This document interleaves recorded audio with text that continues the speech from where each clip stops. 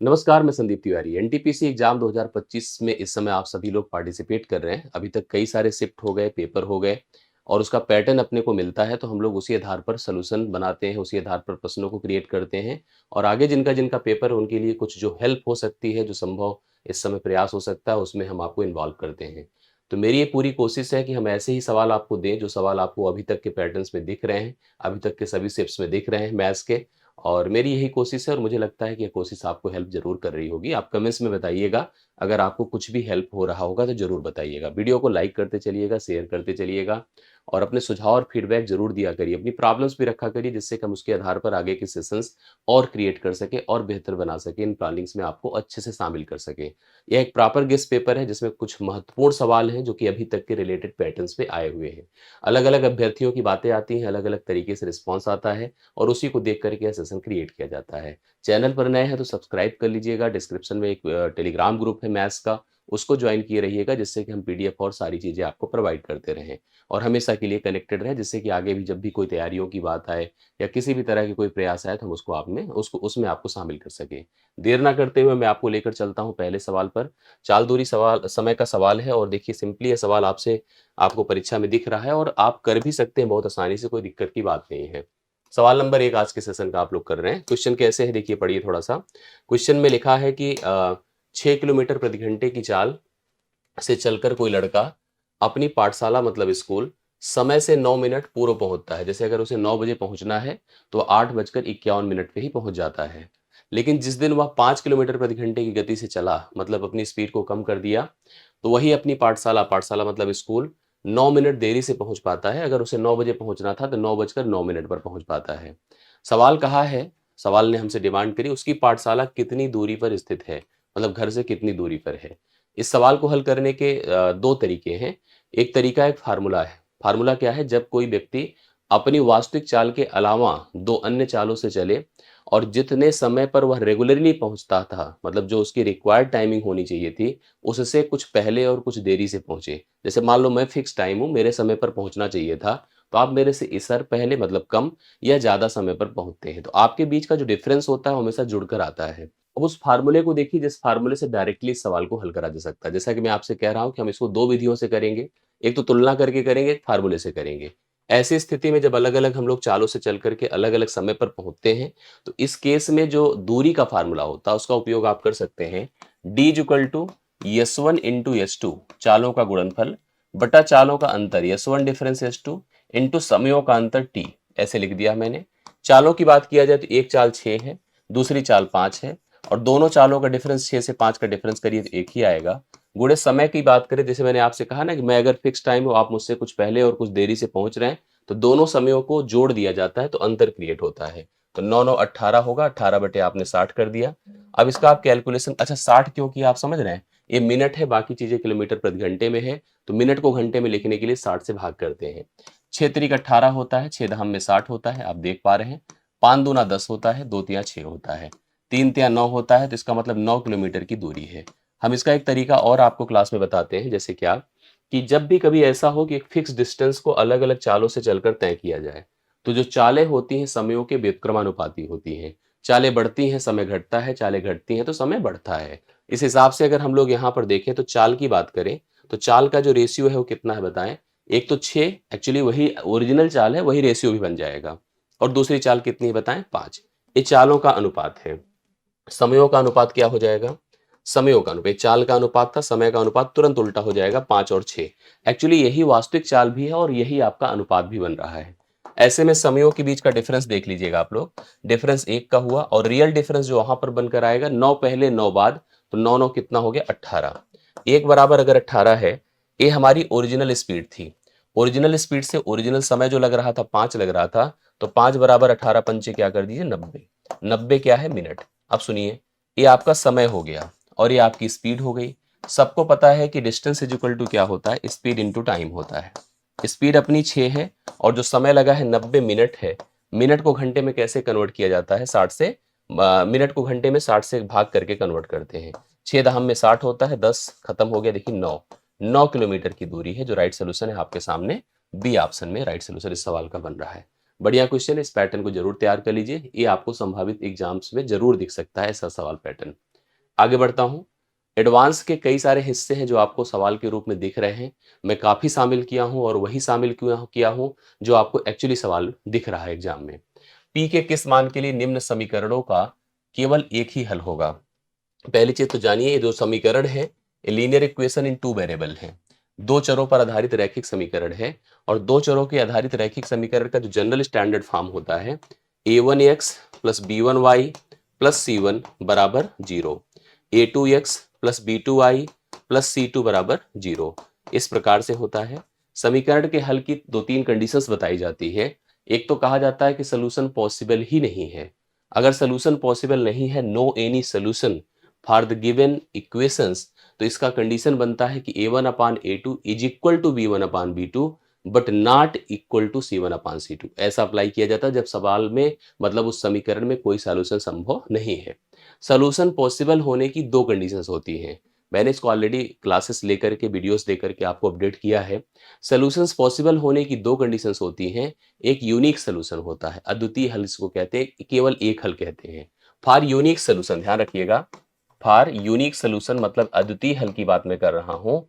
लिख लीजिएगा a1 upon a2 is not equal to b1 upon b2। ये formula होता है, ये पैटर्न होता है। अगर आप अपने समीकरण की भी बात करें तो x का गुणांक कितना है? 2 है। लिखिए 2 बटा, यहां पर ध्यान दीजिएगा इस x का गुणांक क्या है बताइए? यहां पर 2 ही है। 2 बटा 2 a1 अपान a2, समझ रहे हैं ना? यहां पर हम लोग को लिखना होगा a1 अपान a2, जैसे इसके साथ ऐसे कनेक्ट करिए। दूसरी तरफ is not equal to b1 upon b2। अब b1 मतलब y का गुणांक यहाँ कितना है? 3 है और इधर y का गुणांक कितना है? p है। समझ रहे हैं? तो यहाँ पर p लिख दीजिए। 2 2 से खत्म हो गया। p is not equal to 3। इसका कहना है कि p is not equal to 3। p अगर 3 नहीं है तभी इसका यूनिक सोल्यूशन आएगा। p अगर 3 हो जाएगा तो यूनिक सोल्यूशन नहीं आएगा। तो सवाल p का एकमात्र मान 3 है, गलत काट दीजिए। p का सभी मान हो सकता है, ये भी गलत हो जाएगा क्योंकि p का एक मान 3 नहीं होना चाहिए। p का मान 3 के अतिरिक्त कुछ भी हो सकता है। बिल्कुल सही बात है, अगर हम p का मान 3 लेंगे तो कभी भी नहीं होगा।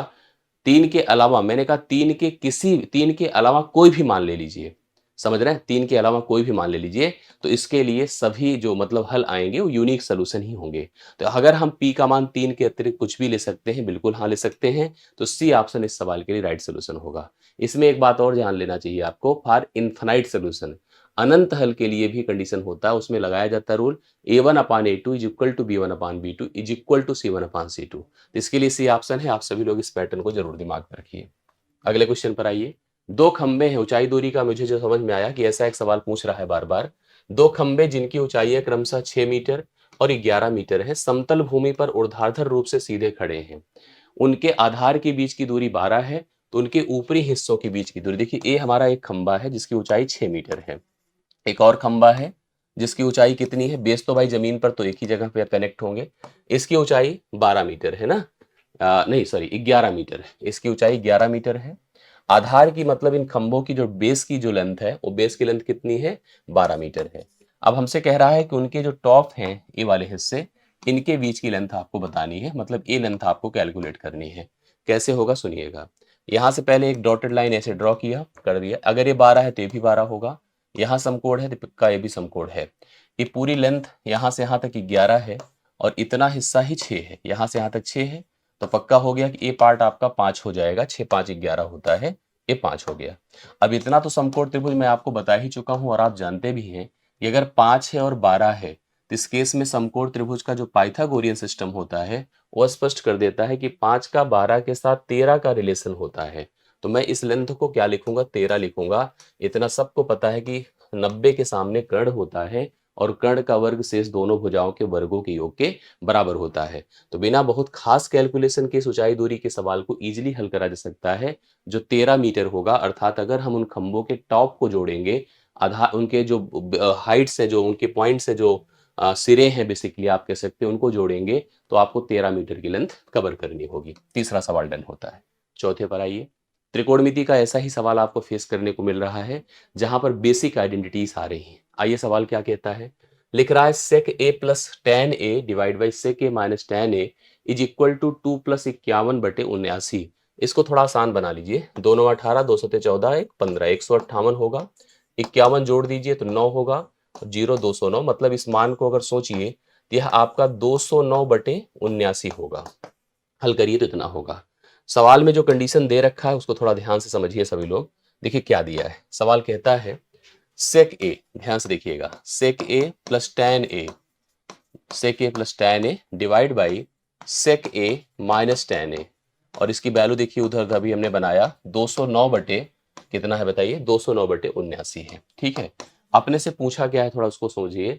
पूछा है यहाँ पर किसका मान, यहाँ पर साइन ए की वैल्यू पूछ रहा है। अब साइन ए की वैल्यू अगर पूछ रहा है तो हम या तो फिर हम इसको रखें पाइथागोरस थ्योरम, जो पॉसिबल नहीं है, जिससे हम कर पाना मतलब असंभव है। ऐसे के लिए हमें क्या करना चाहिए, प्रत्येक मान को साइन में कन्वर्ट कर देना चाहिए। जो बेसिक रूल्स है सबको पता होगा कि जो सेक ए होता है 1/cos ए होता है, करेक्ट। और जो tan ए होता है सबको पता है कि sin a/cos ए होगा। इसी फॉर्म में अगर हम लिख दें इसको तो यहाँ पर कितना हो जाएगा 1/cos ए, ठीक है, sin a/cos ए, sin a/cos ए, नीचे चलिए 1/cos ए माइनस sin a/cos ए, ठीक है। अब देखिए ऊपर का देखिए दोनों के हर सेम है, अच्छा मान तो उसी के सामने है, उसके लिए हमें टेंशन नहीं लेनी है, इसी को मैं इवेलुएट करता हूँ।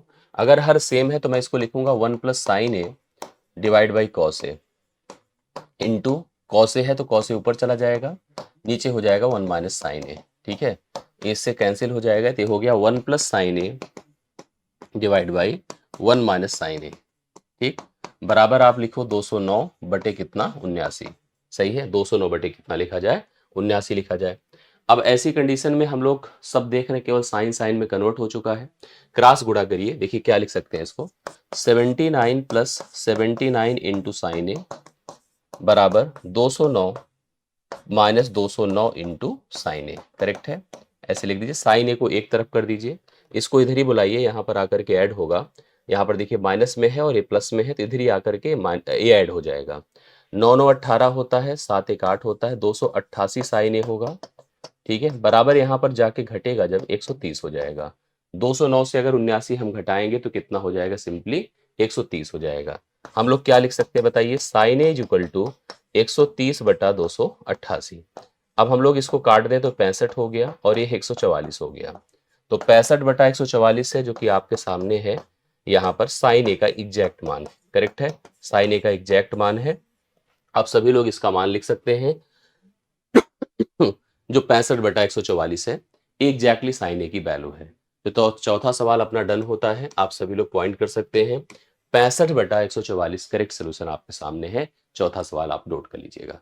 आई होप क्लियर होगा। इस तरह के सवाल जो त्रिकोणमिति के होते हैं उनको जरूर तैयार करिए, और जो बेसिक आइडेंटिटीज हैं, जो रूल्स हैं, उसको जरूर तैयार कर लीजिए, जिससे कि कलेक्ट होता चले। ठीक, आगे बढ़ता हूँ। एक आयत की लंबाई, देखो ये बढ़िया क्वेश्चन है, आयत पर सवाल बना है और मैंने उस स्तर का सवाल यहाँ पर क्रिएट किया जो कि सब में कनेक्ट हो जाए। एक आयत की लंबाई तथा चौड़ाई का जो अनुपात है 3:5 है। लंबाई छोटी है और चौड़ाई बड़ी है। यदि कह रहा है लंबाई में 2 इकाई की वृद्धि की जाती है और चौड़ाई में 1 इकाई की, ये परसेंटेज इंक्रीज नहीं है, ये सिंपली नंबर बढ़ाए गए हैं। तो इसका जो क्षेत्रफल होता है वो 41 वर्ग इकाई में परिवर्तित हो जाता है, मतलब बढ़ जाता है। भाई जब आप लंबाई चौड़ाई दोनों बढ़ा रहे हैं तो क्षेत्रफल भी बढ़ेगा। आयत का मूल क्षेत्रफल ज्ञात कीजिए। देखिए अगर हम इसकी लंबाई को 3x मान लें और चौड़ाई को 5x मान लें तो एरिया कितना हो जाएगा, सबको पता है कि लंबाई गुणे चौड़ाई होता है 15x² होगा। अगर हम नई लंबाई की बात करें तो 3x प्लस कितना हो गया, लंबाई में हमने देखा कि 2 इकाई की वृद्धि हो रही, 2 कर दीजिए, और चौड़ाई में 1 इकाई की वृद्धि हो रही, 5x प्लस 1 कर दीजिए। इससे भी एक एरिया जनरेट होगा और वह एरिया कितना होगा आप खुद ही कंफर्म करिए। एरिया होगा 3 5 15x² प्लस 3x, और यहाँ पर देखिए 3x होगा प्लस 5 दूना। अब इसकी बात अगर करा जाए, जैसे अगर हमने इससे मल्टीप्लाई किया था 3 5 15x² प्लस 3x हो गया, अब 2 से कर रहा हूं तो 10x होगा प्लस 2 होगा। ये नया क्षेत्रफल है, इसमें इतना इनहेंस होगा, और इससे अगर इसको घटाते हैं तो यह मान किसके बराबर आएगा, 41 के इक्वल आ जाएगा। करेक्ट है, यहां से हम लोग क्लियर कर सकते हैं। जैसे हम घटाएंगे तो ये तो खत्म ही हो जाएगा ये पार्ट, तो बचेगा 3 10 13x होगा। 13x प्लस 2 बराबर आप 41 लिख सकते हैं, तो 13x बराबर आपका 39 हो जाएगा। x इज इक्वल टू 3 हो जाएगा, और अपने को निकालना क्या है बताइए, अपने को निकालना है मूल एरिया। देखिए लिखा होगा आयत का मूल क्षेत्रफल, तो मूल क्षेत्रफल कितना था, यही था ना 15x²। तो 15 गुणे x की जगह पर 3 का वर्ग करिए, तो 15 गुणे 9 कर दीजिए तो कितना हो जाएगा 135। 135 होगा, सी ऑप्शन राइट सोल्यूशन इस सवाल का आप लोग लिख सकते हैं। ठीक है, अगर लंबाई चौड़ाई का अनुपात 3:5 है, लंबाई में 2 इकाई की वृद्धि हुई, चौड़ाई में 1 इकाई की वृद्धि हुई, तो इसके क्षेत्रफल में जो 41 वर्ग इकाई की वृद्धि हो रही है, इससे हम उसके मूल क्षेत्रफल का मान डिसाइड कर सकते हैं, कंफर्म कर सकते हैं। ठीक है, तो ये 5वां सवाल आपका डन होता है। 3 सेंटीमीटर त्रिज्या वाले गोले को, एक गोला है, गोला मतलब कंचा है बेसिकली आप कह सकते हैं, एक अंशतः भरे हुए बेलनाकार पात्र में डालते हैं। अंशतः मतलब पूरी तरह से भरा नहीं, एक बेलनाकार डिब्बा है, जैसे बेलनाकार देखिए ये है अपने पास, ये है, और जो बेलनाकार पात्र है जिसमें कुछ पानी भरा हुआ है, मैं आपको बता दूं उसके बारे में एक जानकारी है कि इस पात्र की जो त्रिज्या है वो 6 सेंटीमीटर है। ये 6 सेंटीमीटर, इसकी अपनी एक सर्टेन हाइट थी, कुछ हद तक पानी यहाँ तक मान लीजिए भरा हुआ था। अब इसमें जब मैंने एक गोला डाला, गोला मतलब एक हमने स्पीयर डाला ऐसे, और उस स्पीयर की जो रेडियस है देखिए कितना दे रखा है 3 सेंटीमीटर। इस देखिए रेडियस है 3 सेंटीमीटर। मैंने इसको जब डाला तो जाहिर सी बात, जैसे आपने सुना होगा एक कहानी जो है कि जब कंकड़ डालता है कौवा घड़े में तो पानी ऊपर आ जाता है। तो कितना आएगा, जितना इसका आयतन होगा उतना ही पानी ऊपर की तरफ फ्लो कर जाएगा। ठीक है, और बढ़ेगा तो पूरे सरफेस को कवर करते हुए बढ़ेगा। तो मुझे यही समझना है कि यही सब सवाल भी पूछा है हमसे कि कितना पानी का तल बढ़ेगा, कितनी हाइट बढ़ेगी। तो हमको जो बढ़ाना है पूरे सरफेस को कवर करना है, अर्थात बेलन को बढ़ाना है। तो बेलन का आयतन होता है पाई आर स्क्वायर, अगर बेलन को लेकर चलते इनटू एच होता है। और यह आयतन बढ़ेगा, मतलब यह आयतन जो है डिपेंड कर रहा है किस पर, स्पीयर पर, क्योंकि गोला तो स्पीयर होता है। 4/3 पाई, अब पाई यहाँ पर अपने पास पाई सिंपली रख देते हैं, और इसकी जो रेडियस है इसकी रेडियस को हम कैपिटल आर कर देते हैं, आर क्यूब कर दिया आपने ने। ठीक है, अब सुनिए, देखिए कुछ चीजें कैंसिल, जैसे पाई पाई से खत्म हो जाएगा। इसकी जो रेडियस थी वो 6 है, 6 का वर्ग कर दिया गुणे एच, इतनी हाइट बढ़ेगी, 4/3 कर दिया गुणे 3 का क्यूब कर दिया, 3 का क्यूब कर दिया। अब यहाँ से देखिए कंफर्म हो जाएगा, इसको खत्म करेगा 3 की पावर 2 अर्थात 9 होगा, 9 चौके 36 होता है, 4 हो गया, 4 4 को खत्म करेगा, एच बराबर 1 मीटर। अर्थात कितनी हाइट बढ़ रही, केवल 1 मीटर हाइट बढ़ रही है। मतलब आपको बेलन का ही आयतन लेना है और आधार को उसी तरह से लेना है जैसे उसका है। उसको हम ये समझ रहे हैं ना, जितना हमारे पास गोले का आयतन होगा उतना ही पानी ऊपर बढ़ेगा, तो पूरे सरफेस को कवर करते बढ़ेगा ना, इसलिए पूरा बेस हमने ले लिया। और हमने इसी तरह से, अब सिंपली उसमें कितना पानी था इससे अपने को मतलब नहीं है, कितना ऊपर उठ गया पानी उतने से ही मतलब है, और उसको हमने डिसाइड कर दिया। यहाँ पर राइट सोल्यूशन देखिए 1 सेंटीमीटर है, सेंटीमीटर है बेसिकली, या सी ऑप्शन में करेक्ट आंसर आपको दिख रहा है। करेक्ट आंसर आप लोग नोट कर सकते हैं। नेक्स्ट क्वेश्चन पर आइए, ये भी बहुत शानदार सवाल है, इसको भी देखिएगा, आपको करना चाहिए। जैसे सवाल देखिए क्या है, सवाल कहता है कि एक 14 सेंटीमीटर, 48 सेंटीमीटर और 50 सेंटीमीटर लंबी भुजाओं वाला एक त्रिभुज है। जैसे मैंने इस त्रिभुज को देखा मेरे मन में कुछ ख्याल आया।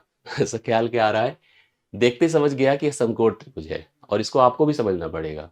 थोड़ा आसान करिए, देखिए इसको 2 सतह कर दीजिए, और 2 24 कर दीजिए, 2 25 कर दीजिए, तो 25 और 24 और 7 पाइथागोरियन ट्रिपलेट जनरेट करते हैं। ये देखिए ऐसे जनरेट होगा। ए लेंथ आपकी कितनी है, ए 50 है, और ए आपकी 14 है, सॉरी ए 50 नहीं है, ए 48 है, ये 48 है, और ये 14 है, और ये आपके पास क्या है 50 है। दरअसल हम ऐसे करते हैं ना, जैसे कि हम लोग सिर्फ सरल कर लेते हैं, कुछ पाइथागोरियन ट्रिपलेट अपने को तैयार करना होता है। मैंने एक वीडियो दिया है, अगर आप देखना चाहो देख सकते हो। 50 का वर्ग छोड़ दो, 25 का वर्ग 625, 24 का 576 और 7 का 49, जोड़ देने से 625 हो जाएगा। तो इसका मतलब है पाइथागोरियन ट्रिपलेट जनरेट करता है। अब जितना ही उसको अपडेट करते रहिए सेम रूप से, वो पाइथागोरियन ट्रिपलेट तो बनाएगा ही बनाएगा ना। अब कह रहा है, इसका मतलब हम समझ गए कि समकोण त्रिभुज था। इसी के अंदर इसने कहा कि हम एक, देखिए लिखा होगा, त्रिभुज के अंतःवृत्त निर्माण करते हैं, मतलब इन सर्कल का क्रिएशन हम लोग करते हैं। देखिए इन सर्कल बना, इसकी जो रेडियस अपने को फाइंड करनी है कि इसकी त्रिज्या क्या होगी, इन सर्कल की त्रिज्या। ऐसी केस में जो इन सर्कल की त्रिज्या अर्थात वृत्त की जो रेडियस होती है उसका फार्मूला होता है, और वह फार्मूला क्या होता है पता है, area divide by S, A by S. ये तो चलो क्षेत्रफल हो गया, और यस क्या है, सेमी पेरीमीटर, मतलब A plus B plus C divide by 2, समझ रहे हैं, ए होता है। एरिया निकालने का जो रूल होता है क्या होता है, एरिया अगर समकोण त्रिभुज की बात है तो area is equal to 1/2 base into height होता है। ठीक है, बेस इंटू हाइट होता है। तो हम लोग क्या लिखेंगे इसके लिए बताइए, 1/2 बेस लिख दिया हमने 48, और हाइट कितना हुआ 14। और अगर हम सेमी पेरीमीटर्स की बात करेंगे तो पेरीमीटर जो होता है सभी भुजाओं का जोड़ होता है, 14 प्लस 50 प्लस 48 बटे कितना कर दिया 2, पूरा जोड़ दीजिए, देखिए 8 4 12, 50 40 90, 10 100 108 112 112 बटे 2 करिए तो 56 हो जाएगा। तो अपने को यहाँ पर यस की जगह पर 56 लिख देना है। इससे हमको रेडियस कंफर्म हो जाएगी, हम लोग त्रिज्या निकाल देंगे। 2 से डिवाइड करिए कितना, 2 सते 14 होता है, 7 अठे 56 होता है, 8 छंगे 48 होता है। तो इसकी जो अंतःवृत्त की त्रिज्या बनकर आएगी वो 6 सेंटीमीटर बनकर आएगी। ऑप्शन नंबर डी इस सवाल का राइट सोल्यूशन होगा। बढ़िया सा सवाल है, आराम से आप लोग निकाल सकते हैं, कंफर्म कर सकते हैं। हम आते हैं 8वें सवाल पर। अब देखिए ये सवाल भी बहुत आपसे, जैसे मैंने जो जो सवाल क्वेश्चन यहाँ पर सेलेक्ट किए हैं, ये सब सवाल आपके एग्जाम से करेक्ट होने वाले हैं। द्विघात समीकरण का सवाल भी रखा है। के का मान ज्ञात कीजिए जिसके लिए, ठीक है, द्विघाती समीकरण 4x² प्लस 4√3 एक्स प्लस के का मूल समान है। ठीक है, मैं आपको बता दूं मूल समान की कंडीशन क्या होती है। अगर कोई द्विघात समीकरण ax² plus bx plus c बराबर 0 है तो फॉर इक्वल रूट, मतलब मूल समान तभी होता है for equal root d is equal to 0 होता है। ठीक है, d is equal to 0। d मान कितना होता है, d का मान b² माइनस 4ac बराबर 0 होता है। ठीक है, अपना जो समीकरण है वो दिया है 4x² plus 4√3x plus k है। ठीक, तो x² का गुणांक कितना है, x² का गुणांक a है, x का गुणांक क्या होता है b, और जो लास्ट टर्म होता है c होता है। ठीक है, आप इसी पे रख करके देखिए और इसी से कंफर्म हो जाएगा। तो मैं लिखूंगा b की जगह पर हम लिख रहे हैं 4√3। भाई हम सबको पता है d बराबर 0 होगा, कब, इक्वल रूट्स के लिए। d मतलब b² माइनस 4ac बराबर 0 होगा। b की जगह पर क्या रखेंगे बताइए, 4√3 रखेंगे, तो 4√3 का होल स्क्वायर होगा, माइनस 4 होगा, a की जगह पर 4 रखेंगे और c की जगह पर k रखेंगे, बराबर 0। 4 चौके 16 तिया 48 हो जाएगा, माइनस यहाँ पर 16 के हो जाएगा, बराबर 0 हो गया। तो 16 के बराबर 48 लिख दिया, तो 16 तिया कितना होता है 48। तो के का मान बताइए कितना हो जाएगा, 3। राइट सोल्यूशन 20 ऑप्शन इसका करेक्ट आंसर होगा। 3 हम लोग नोट कर सकते हैं इस सवाल के लिए, इस क्वेश्चन के लिए करेक्ट आंसर। आप जरूर इस पैटर्न को तैयार करो। ठीक है, 8वां डन होता है। 9वें पर आइए, बहुत शानदार क्वेश्चन है, देखिए इसको कैसे करा जाता है। एक टेलीविजन सेट है को दिल्ली में x रुपए में बेचा जाता है। अगर आप दिल्ली में जाके उसको खरीदो तो x रुपए में आपको मिलेगा, क्योंकि दुकानदार x रुपए में आपको दिल्ली में देता है। दुकानदार ने क्या किया, उस टेलीविजन सेट को चंडीगढ़ से ला करके, मतलब लेने गया, उस टेलीविजन सेट को खरीदे, दिल्ली कहाँ से गया, दिल्ली से चंडीगढ़ गया, और कहा कि जो दिल्ली के मूल्य है, जो दिल्ली की प्राइस है, उससे मुझे 20% की छूट पर दे दो। मतलब वह दिल्ली की प्राइस से 20% छूट पर खरीद कर लाया, और उसको लाने में ट्रांसपोर्टेशन में भी खर्चा हुआ। कितना खर्चा हुआ बोलिए, 600 रुपए खर्चा हुआ। उसको खर्च करने के बाद उसने टीवी सेट को दिल्ली में x रुपए में बेच दिया। मतलब जो x रुपए उसने, सिंपल सी बात है, जो प्राइस थी दिल्ली में उतना ही बेचा।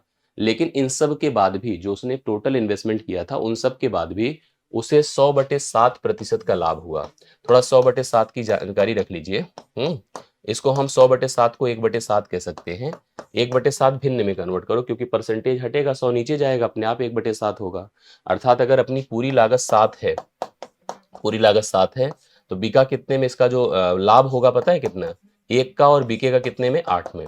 8 में यह बिकेगा।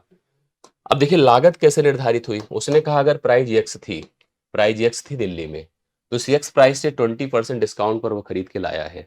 तो 20% का मतलब क्या होता है, 1/5 होता है। मतलब अगर प्राइस 5 थी तो 1 कम कर दो तो 4/5 एक्स में खरीद कर लाया है। लाने के बाद उस पर क्या खर्च किया, 600 रुपए खर्च किया। इस सब के बाद उसने इसको बेचा, बेच करके उसने उस पर 1/7, मतलब 100/7, 14 से 2/7 का लाभ कमाया। तो ऐसी केस में आपको पता है कि यहाँ पर लाभ कमाने का अर्थ होता है भाई अभी इतने में लागत, भाई ये तो उसकी लागत है, बट इस पर वह जब बेचेगा तो बेचेगा तो कैसे, इस पर वह लाभ अप्लाई करेगा। लाभ अप्लाई करने का मतलब इस प्राइस को 1/7 के हिसाब से बढ़ाकर 8 करेगा, किसकी तुलना में, 7 की तुलना में। ऐसे आप समझ लीजिए 8 करेगा 7 की तुलना में, तब जाकर के वह x रुपए प्राप्त करेगा। अब इसको अगर कोई साल करेगा तो सिंपली आंसर आ जाएगा। देखिए मैंने क्या किया, चाहे तो आप लिख दो ऐसे ही। भाई अगर जैसे हमने कहा 20% का लाभ, तो 20% 1/5 होता है, इसका मतलब 5 के सामान को 6 में बेचेगा। तो यही तो उसने भी किया, लागत उसकी ये पूरी की पूरी लागत है। इस लागत को 14 से ही 2/7%, 1/7 घटाएगा तभी तो होगा, 1/7 बढ़ाएगा, सॉरी घटाएगा नहीं, अर्थात 7 की प्राइस को 8 करेगा तब तो वह x में बेचेगा। अगर आप इसको ऐसे ही कैलकुलेट कर लो तब भी आंसर आएगा। जैसे अगर आप उधर 7x कर दो, इसको ऐसे ही रहने दो, या गुणा कर लो, 8 चौके 32x होगा, 8 से गुणा कर रहा हूँ, बटे 5 है, प्लस 8 छंगे 4800 है। ठीक है, 4800 है, बराबर है 7x कर दीजिए। आप इसको क्या करो, क्रॉस मल्टीप्लाई कर दो। क्रॉस मल्टीप्लाई करने का मतलब ये 32x कर दो, प्लस यहाँ पर इसका भी मल्टीप्लीकेशन, शून्य शून्य, 5 अठे 40, 5 चौके 20, 24,000 हो गया। बराबर ये उधर चला जाएगा, 35x हो जाएगा। इन दोनों x में फर्क 3x का हो गया, बराबर 24,000 कर दीजिए। x बराबर 8,000 कर दीजिए, यही प्राइस हो गई। अर्थात उसने देखिए x की वैल्यू पूछा था 8,000, इसका राइट सोल्यूशन होगा।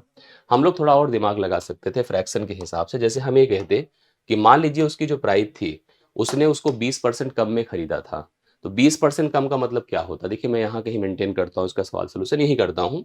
20% कम में खरीदने का मतलब 5 के समान को, 5 के समान को ध्यान से देखिएगा, 5 के समान को 4 में उसने खरीदा था, करेक्ट है? 5 के समान को 4 में खरीदा था, ये स्थिति थी। दूसरी तरफ उसने कहा कि जो समान था, मतलब जो हमारी प्राइस थी, उसको उसने मतलब सब लगाने गाने के बाद, सब लगाने गाने के बाद उसने उस पर 14 सही 2/7 अर्थात 7 के समान, 7 अगर लागत थी, 7 अगर लागत थी तो उसने उसको 8 में बेचा था। समझ रहे हैं? 7 लागत थी तो कितने में बेचा था? 8 में बेचा था। या इसको ऐसे आप प्रेजेंट करो, 7 अगर लागत थी तो 8 में बेचा था, क्योंकि हमको यही तो समझना था, यही वैल्यू थी, यही यही वैल्यू यक्स थी, यही अब भी है। भाई बिकेगा तो 8 ही में। तो इस केस हम लोग देखो समझते, इसको इधर ले जाए, इसको इधर ले जाए, 8 चौके 32 हो गया, 7 पचे 35 हो गया। दोनों के बीच का जो फर्क है, यहां से अभी कितना है? 3 है, जो यहाँ पे देखिए 3 नहीं बनकर आया था, यस, इसी तरह 3 का फर्क है। लेकिन इस फर्क को थोड़ा समझना पड़ेगा। जैसे क्या? एक तो ये समझना होगा कि 3 तक पहुंचने के लिए उसने 600 रुपए बढ़ाया था, 600 रुपए बढ़ाया था, लेकिन 6 को 8 में जब गुणा करोगे आप, तो 6 अठे कितना हो जाएगा? 4800 हो जाएगा। 6 अठे कितना हो गया? 4800। अब इस 4800 को थोड़ा सा आपको मेंटेन इसलिए करना होगा क्योंकि यहाँ पर 4800 तो हुआ, बट ये 4800 एक का प्राइस है, इसको हमें 5 का करना होगा, तो 48 गुणे 5 करना होगा और वहीं से x निकालने के लिए 3 से भाग करना होगा। अपने आप ये सवाल आपका हल हो जाएगा। उस स्तर पर भी सवाल का उत्तर आ जाता, लेकिन जैसे आप लोगों को ऐसे भी समझ में आता था वैसे करिए। फिलहाल सवाल अच्छा था, सवाल को अपने स्तर पे आप लोग ट्राई कर सकते हैं। बढ़िया क्वेश्चन आपके सामने नवा है। ये सवाल देखो, एक टाइम एंड वर्क का इस पैटर्न का सवाल देखिए। पी एक काम x दिनों में कर सकता है। पी कहता है कि हम x दिनों में किसी कार्य को डन कर देंगे, ठीक है। उसने पूरे काम का 1/6 हिस्सा, बहुत कम हिस्सा है, समाप्त किया, और फिर 1/6 हिस्से समाप्त करने का मतलब, अगर काम एक था तो 1/6 हिस्से अगर आप समाप्त करोगे तो 5/6 हिस्सा भी बचा है, ठीक है। सवाल कहता है कि और फिर क्यू ने अकेले शेष काम को, तो क्यू ने क्या किया था पता है? शेष काम का मतलब 5/6 काम को कितने दिन में पूरा किया था? 15 दिन में। अगर मैं क्यू को पूरे काम की जिम्मेदारी दे देता, 5×3 = 15, 6×3 = 18, 18 दिन में काम पूरा होता, ठीक है, 18 दिनों में। सवाल कहता है, समझिएगा, यदि वे एक साथ मिलकर के 45/8 दिनों में पूरा काम करते हैं, अगर दोनों मिल जाएं, जैसे हमने ये देखा कि और पी और क्यू अगर मिल जाएं, ध्यान से देखिएगा, लिखा होगा यदि वे दोनों एक साथ मिलकर के 45/8 दिनों में पूरे काम का आधा भाग करते हैं, पूरे काम का आधा भाग करते हैं कितने दिनों में? 45/8 दिनों में। तो अगर उन्हें पूरा काम करना होगा, पूरा काम करना होगा मतलब आधा काम करते हैं ना, तो पूरा काम करने के लिए 45/8 गुणे 2 करना होगा। 2 चौके 8, मतलब पूरा काम करने के लिए उन्हें 45/4 दिन लगेगा। पूरा काम करने के लिए 45/4 दिन लगेगा, ठीक है, ये लगेगा। और ए पी और क्यू मिलकर करते हैं। अगर क्यू अकेले की बात करो तो क्यू केवल 18 दिन लेता है। ऐसे में एक संख्या सोचनी है जो प्रत्येक से कट जाए। प्रत्येक से मतलब 45 से और 18 से, वह 180 हो जाएगा। क्या हो जाएगा? 180 45 से भी कट जाएगा और 18 से भी कट जाएगा। आइए ट्राई करते हैं, देखिए इससे हम क्षमताएं निकाल पाएंगे ना। क्षमताएं निकालिए, 45 से 4 बार जाएगा, 4 चौके 16, अर्थात मिली जुली क्षमता 16 की है। अकेले क्यू की क्षमता कितनी है? 18 धाम में 10 की है। तो अकेले पी की क्षमता कितनी है बताएं? 6 की है। तो पी क्या करेगा? एक दिन में 6 काम कर सकता है। पूरा काम अगर उसके सामने 180 है, तो पी से अगर मैं काम करवाऊं तो 180/6 कर दीजिए। मतलब अगर पूरी जिम्मेदारी आप पी को अकेले दे देते तो उसे पूरा काम समाप्त करने में 30 दिन का वक्त लगता। तो 30 दिन इस सवाल के लिए राइट सोल्यूशन हो जाता, जो ऑप्शन नंबर आपको बी में दिया हुआ है। तो 10वें सवाल का करेक्ट आंसर आप सभी लोग नोट कर सकते हैं। ये सवाल भी बहुत शानदार सा है, देखिए इसको ट्राई करिए। और एलिगेशंस का क्वेश्चन साधारण ब्याज का है। 7,000 मान लो मैंने कहीं से इकट्ठा किया, मैंने उसमें से कुछ परसेंट मतलब कुछ भाग 6% की दर पर, कहीं पर 6% की दर से ब्याज मिल रहा था, वहां पे निवेश कर दिया, और कुछ हिस्सा मैंने 4% की दर पर कहीं ब्याज मिल रहा था, वहां पे निवेश कर दिया। इस प्रकार से पूरे 7,000 पर मुझे 5 वर्षों में 1,600 रुपए का ब्याज मिला।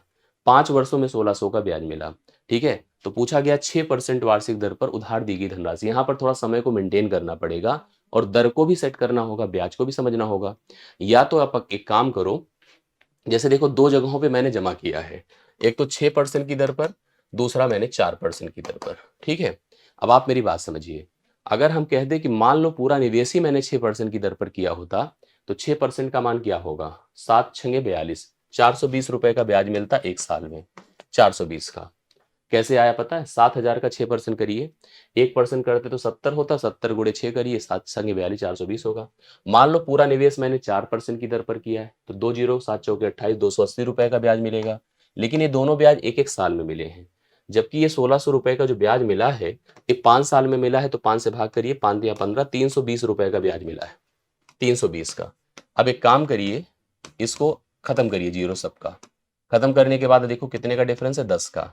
और 28, 28 कितना? 4 32, 4 का। 2 दूना 4 होता है, 2 पंचे 10। ये इनका क्या होता है? अनुपात हो गया।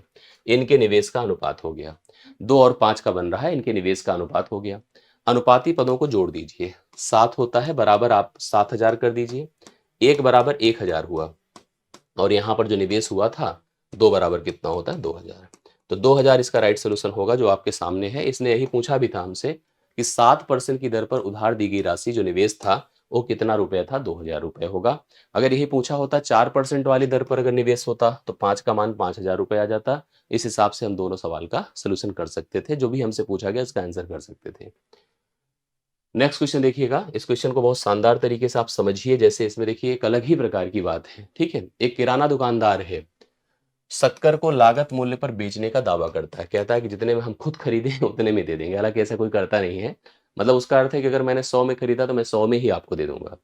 किंतु वह 100 ग्राम वजन, मतलब उसके दिमाग में बेईमानी थी, ठीक है? उसने सोचा था कि हम 100 ग्राम वजन कम तौलें।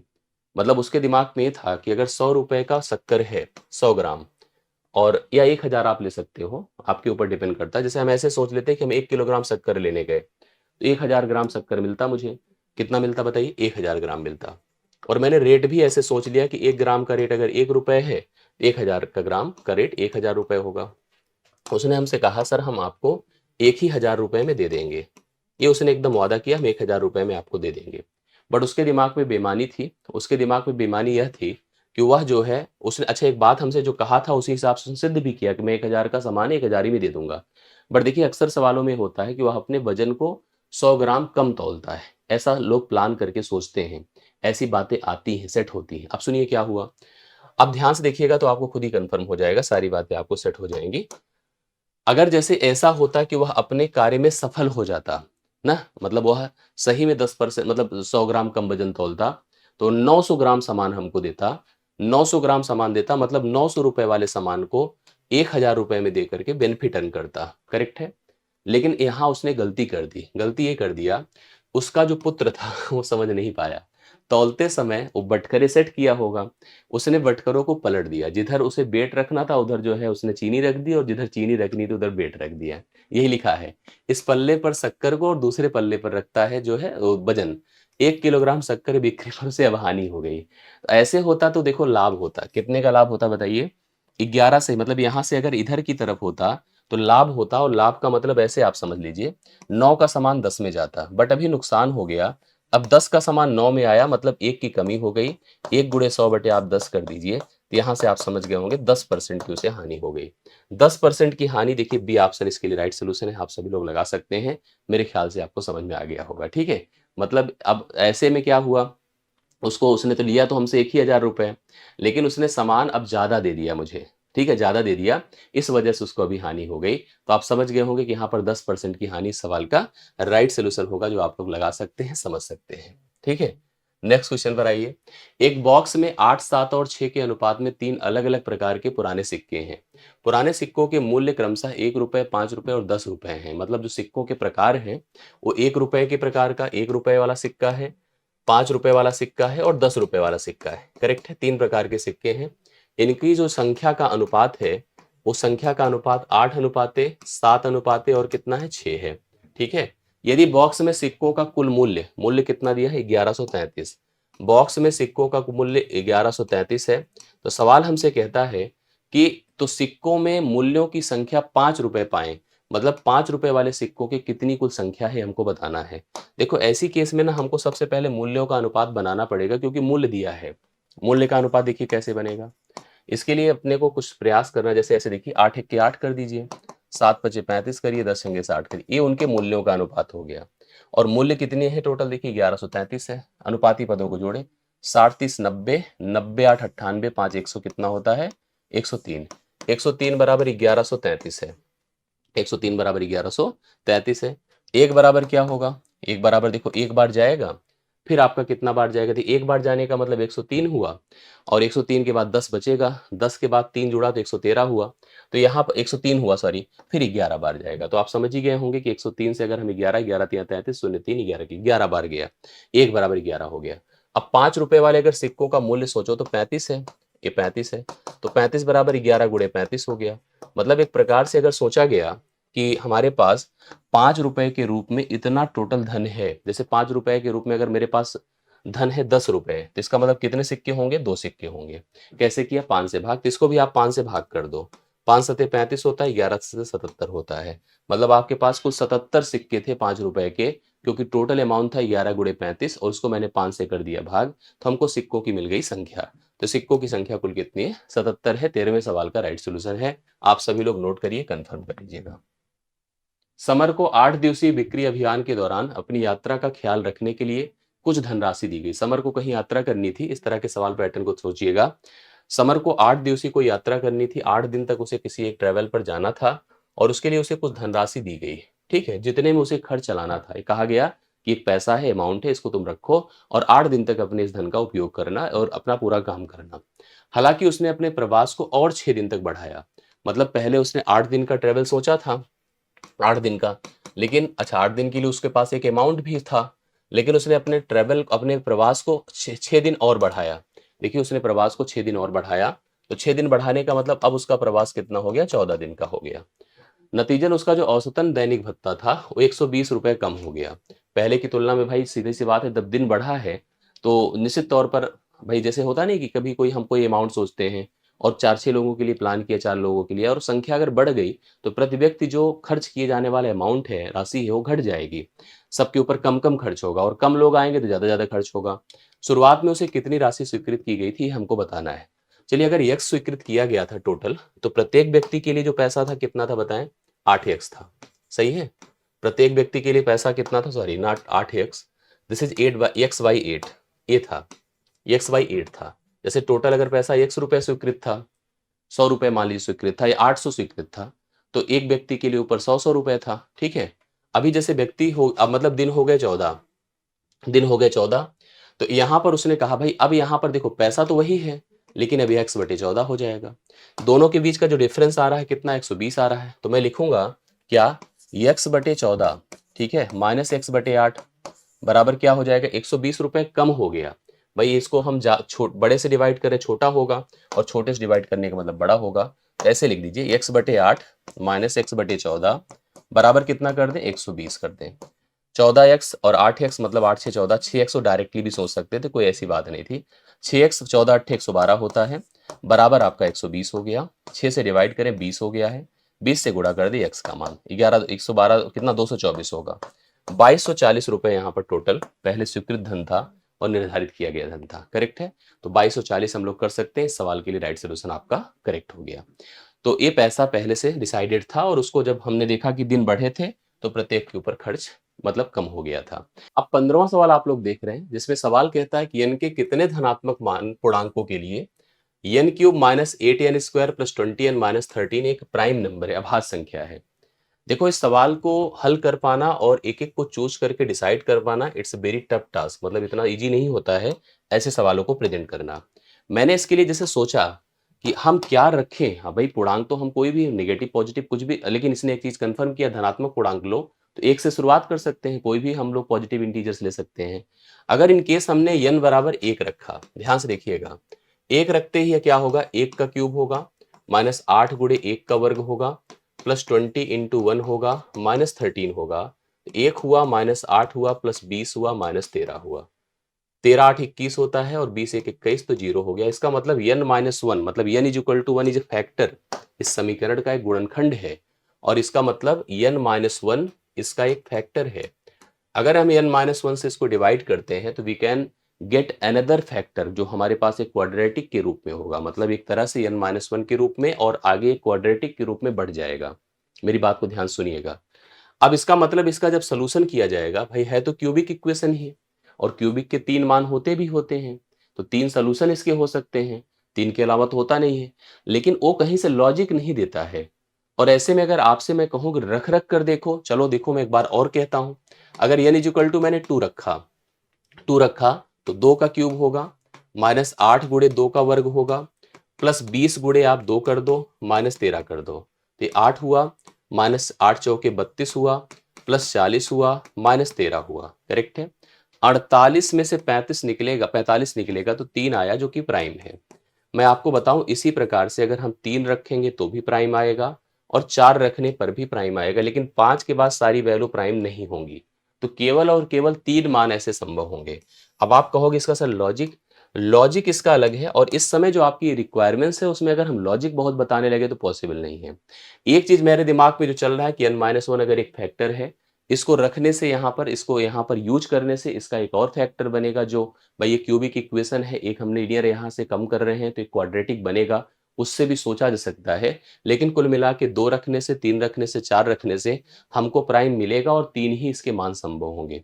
3 मान संभव होंगे, डी ऑप्शन इसका राइट सॉल्यूशन होगा। अभी की रिक्वायरमेंट्स यही है कि आप यही इसको समझें और ज़्यादा इसकी डिटेल में जाएँगे तो अभी आपको समय उतना देना नहीं है। कभी जब ज़रूरत पड़ेगी तो हम डिटेल में इस पे आपको डिस्क्राइब करेंगे क्योंकि ये सवाल पूछा जा रहा है इसीलिए मैंने इसको समझा दिया। बाकी मुलाकात अगली क्लास में होगी। आज कैसा लगा सेशन, कैसी चीज़ें समझ में आई, नहीं आई, हमें कमेंट से बताइएगा। थैंक यू सो मच, मिलता हूँ नेक्स्ट क्लास में।